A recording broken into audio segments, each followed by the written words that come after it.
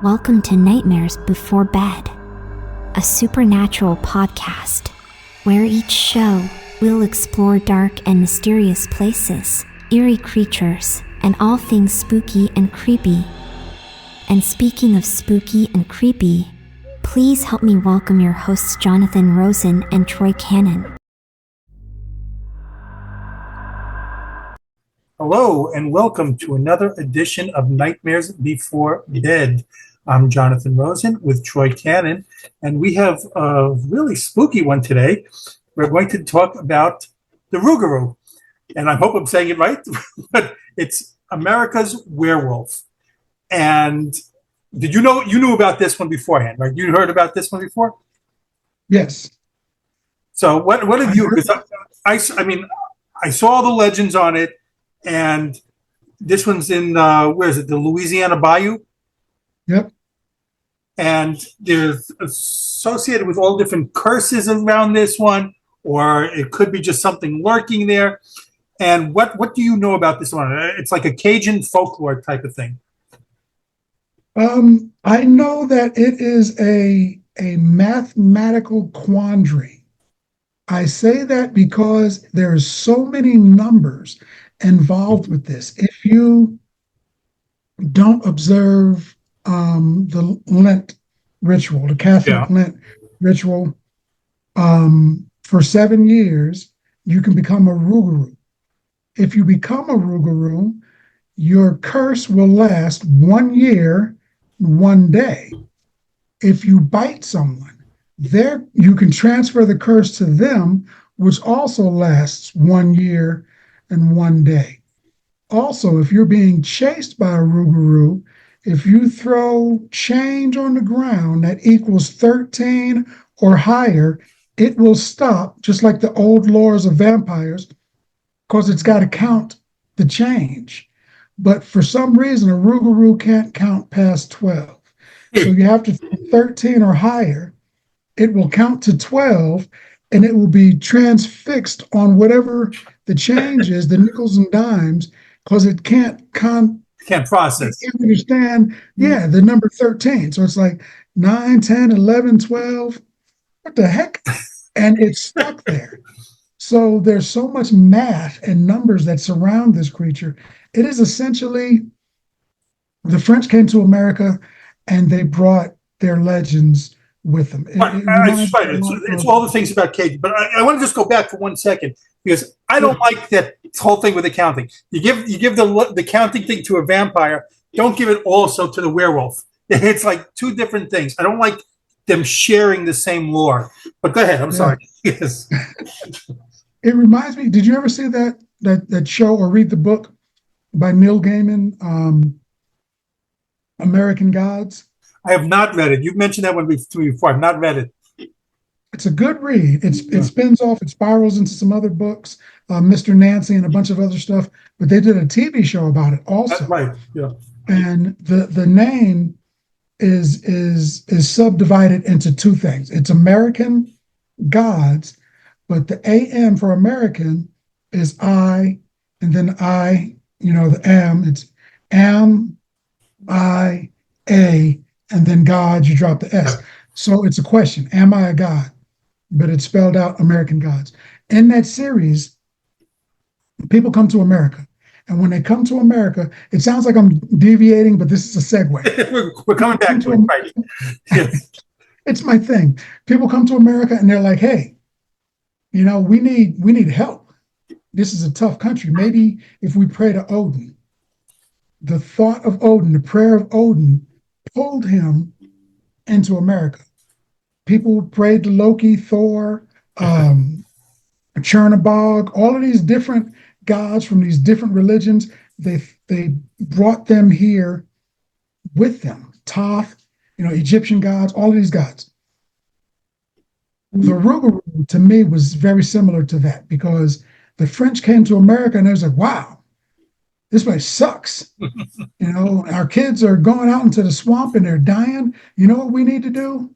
We need to remind them and tell them about the Rougarou that lives in the swamp. And they taught it. So they technically... So it's an imported legend. Yeah. Their presence brought the Rougarou to America. So we can blame the French for that. But isn't that only one of the versions of it? Because in others that I've read, that something was already there, that something was already lurking, and Lord knows there's many legends of things lurking in the swamp.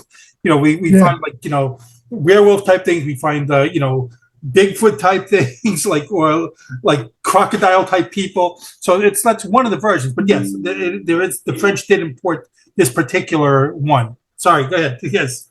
You're good. I looked up maybe 10 different stories, right, and I got at least 5 different variations.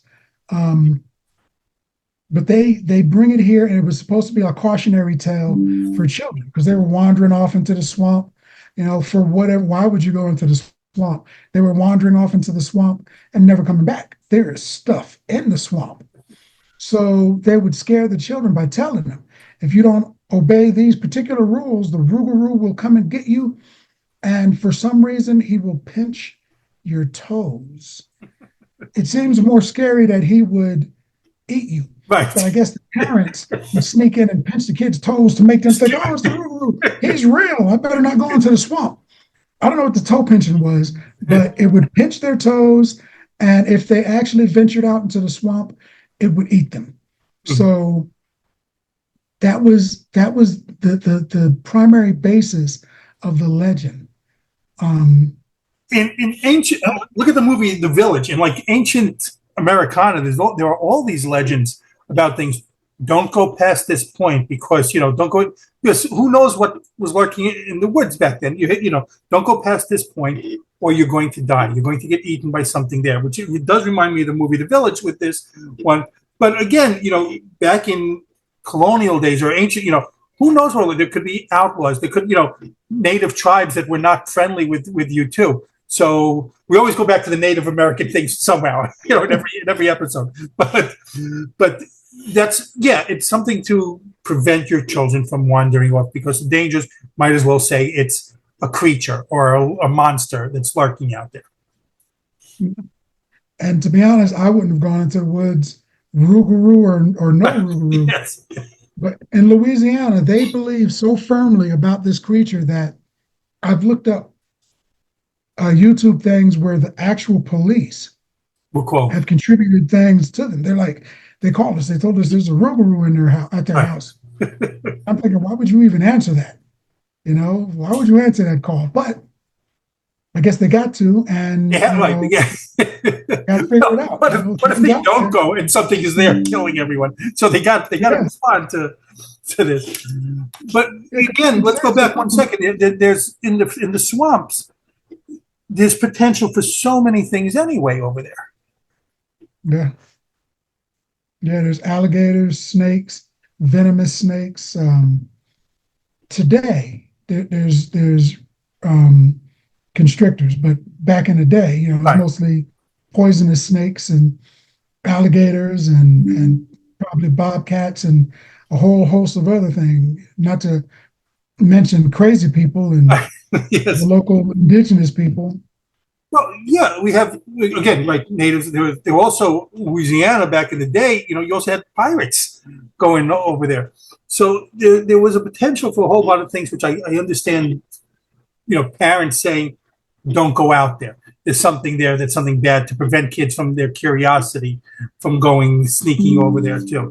But yeah, so this type of, and I saw things too that it could be related to witchcraft and, like we said, curses on someone, and the very werewolf lore, like the basic of werewolf lore, is a witch putting a spell on someone, that they turn into a werewolf. But we said it came from French, and it's all Cajun in Louisiana. There, I can't imagine that in France there are all these swamp areas. Maybe I just don't know. Maybe I'm not thinking well. I don't know the terrain, but it doesn't seem like there's swamp areas in France. So it's just they would be transferred from just maybe a woods or forest type of thing that it's out there too. But that's neither here nor there. But it just doesn't seem like there's a swamp type area creature in France. They had Uh, one of my favorite action movies is a guy, Mark Dacascos. And when he was younger, he did a movie called Brotherhood of the Wolf. Okay. There is a really ancient telling of a French werewolf. And supposedly it killed like, I don't know, like 30 or 40 people, men, women, and children. So France has had a problem with werewolves for a while. They don't have swamps, but they definitely had werewolves. And it turned out that it's possibly a true story, not a werewolf, but a large canine that was attacking people. And they attributed it to a werewolf. They're like, oh, I saw it, man. It was a dude at first, that kind of a thing.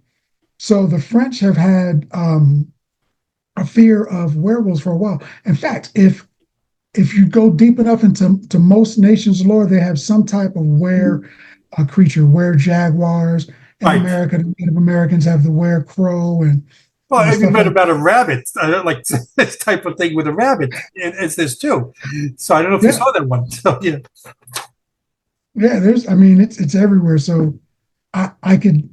It just makes me think that maybe there's something out there. Maybe not a Rougarou, maybe not a werewolf, maybe not a skinwalker, but something for all these people in these different nations at different time periods are seeing a similar thing and saying it. I mean, you get scared because there's a bump in the night. right. You're thinking, what's that? But these people are thinking it's a tall man-like creature that's part animal. He's standing in the darkness. And they're in different nations at different time periods, and they're all considering the same possibility. But It's I, spooky to me. well, I saw, you mentioned the things that there are still, I read the same thing as you, that there are still sightings today. There are still, people claiming to have sighted something out there. There is the festival, an annual festival that takes place over there about devoted to the Rougarou, and they did the same thing with the Mothman when we talked about that. But right, that there is the annual festival, and the zoo, the Audubon Zoo in New Orleans, has an exhibit devoted, especially with supposedly like items that are associated with it. So they firmly embrace it, like all areas should. If you have something in your area that people go to see, you should embrace that and make it like a tourist attraction. Yes, of course, but if that there are still sightings today over there, which is interesting to me. Yeah, and I got to attribute something to that. Um, and it started out, since it's French, it started out as the Lougarou, and Lougarou would be a combination of two words, wolf and man who changes. Right. So that's like their way of saying werewolf. Mm-hmm. Lougarou, over the years in America, where we take a word and we break it in half and set fire to it and twist it until it sounds like something, that you'd want to pour syrup and sit it next to some pancakes and a hamburger, with an eagle flying over your head. It's got to be American. So we twisted the word and turned Lougarou into Rougarou, which is the word that's used more commonly today. But essentially, basically, they were saying werewolf, wolf that changes into a man. So, and like you were saying, everything goes back to the Native Americans. Native Americans had skinwalkers forever, people that were changing into stuff. So this is essentially a skinwalker. It's well, I also read things about we said witch thing, which in that area I read also that it was a voodoo priestess, which makes more sense for that area, which that whole area is steep in voodoo and that type of magic associated with it.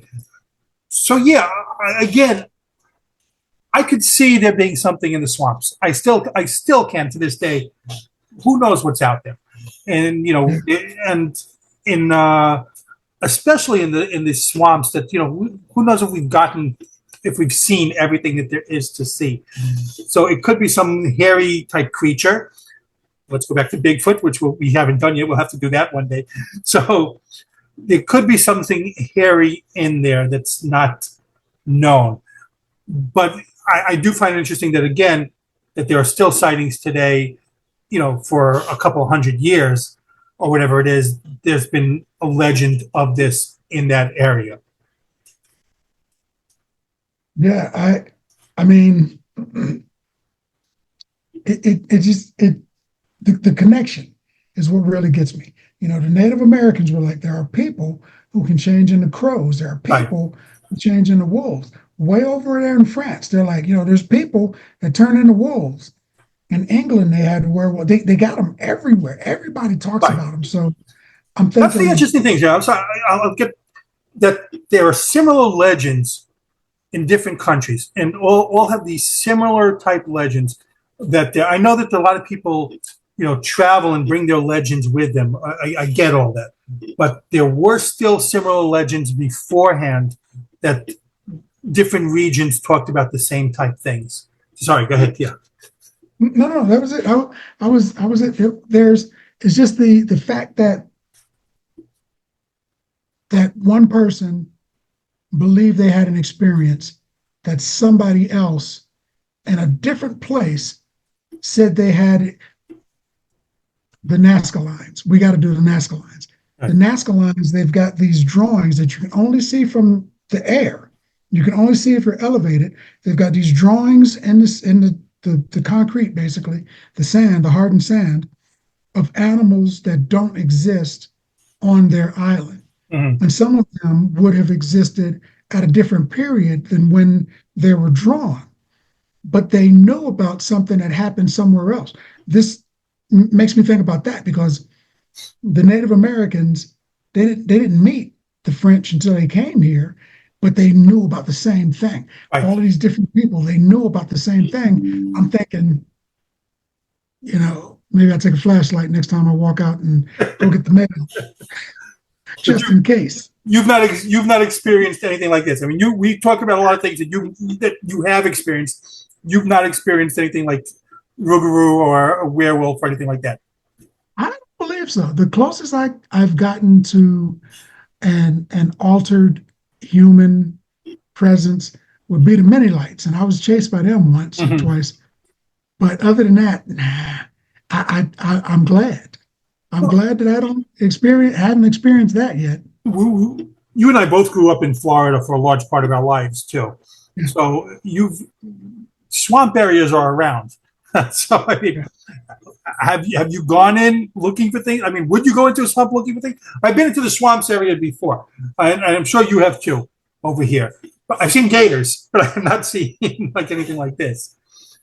I've seen gators once in the wild, and well, there was a lake down the street near Childs Park, and there was an alligator there. And my mom lived in Lakewood Estates, and there was a long canal that went through the estates, and there was an alligator in that water. And I actually walking in the back of, I got a video where I was like, I'm recording everything. I got a video where I'm recording, just the back of her house and people just walking around and stuff, just getting some B-roll. And I'm just recording stuff. And my brother comes out and says, "You recording that gator?" And I'm like, "What gator?" And he's like, "Right there, you're looking at it." And I zoom in, and I thought it was a person. Yeah. For some reason, laying by the thing, because it was so big, it was a freaking alligator. And I zoom in, and it's like there's a walkway, and then there's the grass leads into the water. And people are walking, and it's like right there. And they don't even see it. And they're just walking by, and I'm like, "There's an alligator!" And I start screaming, and yes. People are they're just, it's just an alligator. And I'm thinking, no, it's an alligator. Sometimes people get so used to dangers that they get caught by the dangers because of their need to be out there in the woods, in the swamp, hanging out. And then an alligator snatches you off your little boat, pulls you in the water, and then they're like, "Oh, Rougarou got him." Yes. You don't, first of all, I'll stay on alligators for 1 second. You don't see them a lot of times. That's the thing. And they could be right there. I mean, I went out, we went out to like a nature thing, and there was like a park ranger type thing there, and like he said, the point that like, oh, there's an alligator right there, and like we looked down over the bed, I didn't see anything. Like then we looked through like the slats in the wood, and then you could see like the eyes like staring back up at you. So you don't always see it. And I've watched many things where you don't see them at all because they're submerged. But the only way to tell is you see like the little bubbles of water coming up from a certain area. So I always say, like, people belittle, some people here in Florida belittle it, but to me, you cannot be just go safe into any body of water here. You've got to be careful in any body of water in Florida. It's either the gators in the swamps, the sharks on the beach. You just need to keep your wits about you at all times. And there are snakes too. You got everything over here, and maybe like some well, yes, and maybe some creatures like some alligator type creatures or others. There are plenty of creatures here in Florida, mythologies that we haven't gotten to yet, which we will. But there are a lot of things over here. So let's just go back to the Rougarou now too. So, all right, I don't know if let's say if we believe in that, or do we think something is there? So can we see the possibility of something being in the swamp? Do you believe in the Rougarou first? Let's talk that. I believe in skinwalker type entities. I believe that there's something out there. There's too many people from too many places, too many people who have never met each other are talking about the same thing. Right.